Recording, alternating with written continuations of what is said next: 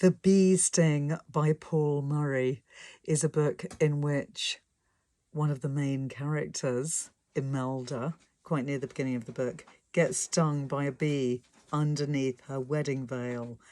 And because she's stung by that bee, she refuses to show her face because her face is incredibly damaged by the bee sting, and she's an incredibly beautiful woman and she doesn't want to be seen, so she wears the wedding veil throughout the wedding.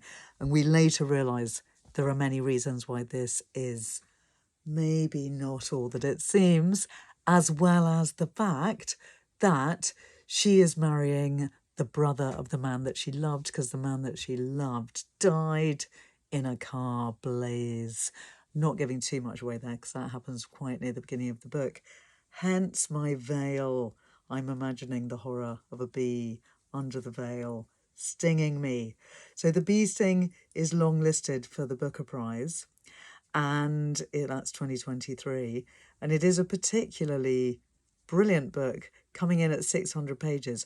I read it as an audiobook, which is why I don't have it to hand to show you, unfortunately. Also, my printer broke when trying to print it out, but you get a glimpse of it. It's yellow, hence my yellow as well. It's about 4 characters.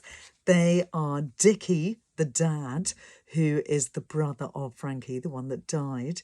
And Dickie is now running a car sales garage, which is really not what he should have done with his life. He's got more of an artistic streak, but he inherited his father's business.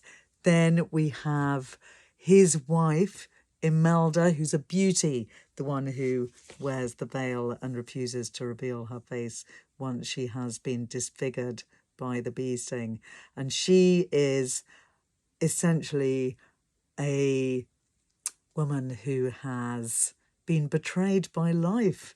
She had a terrible childhood. We see a lot of action going back in flashbacks.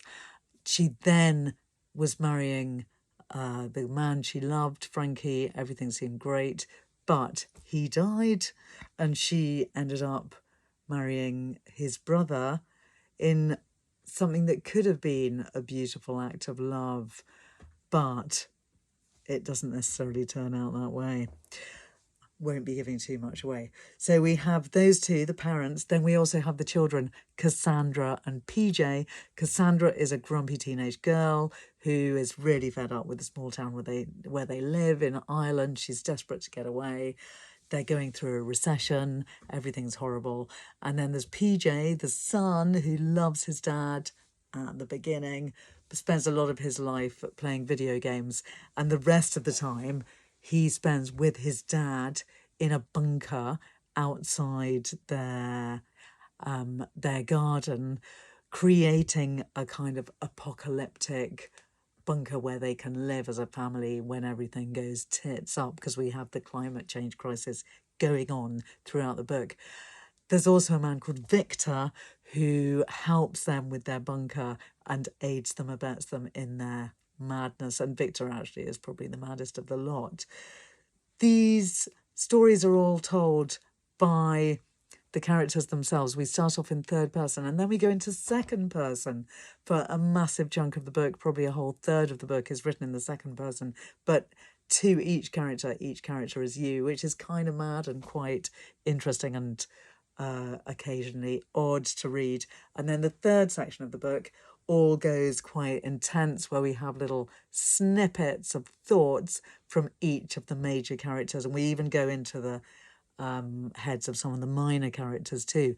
There's also a kind of fairy tale that runs through the whole book, which is an ancient kind of Irish fairy tale about a man who goes to a party, gets invited to a feast, and he slowly is sucked into the joys of the feast. He has an amazing time. He gets fed all sorts of amazing food and drink. He spends the night at this feast, but then when he wakes up, he goes back to his house and his village, and everything's changed. Nothing is as it should be. There's nobody there that he knows. His wife is nowhere to be found. His children nowhere to be found. And essentially, he slept for 100 years. And that is a classic, troubling Irish fairy tale. And this weaves through the story of the book, 600 pages of the book. It's returned to quite often. And it obviously is some kind of parable for what's going on in the book, but I'll let you read it for yourselves to discover. There's also an incredibly interesting and dramatic end. The story starts quite slowly, building up the characters, getting us to know everyone, doing the flashbacks, but then it gradually gets quicker and quicker, more and more fast-paced, until the end. We're just waiting for what the heck is going to happen. And I want to know what really happened. If any of you have read it, let me know, because for me, it's a bit of a mystery. On that note, good night, and tell me what you think of the book.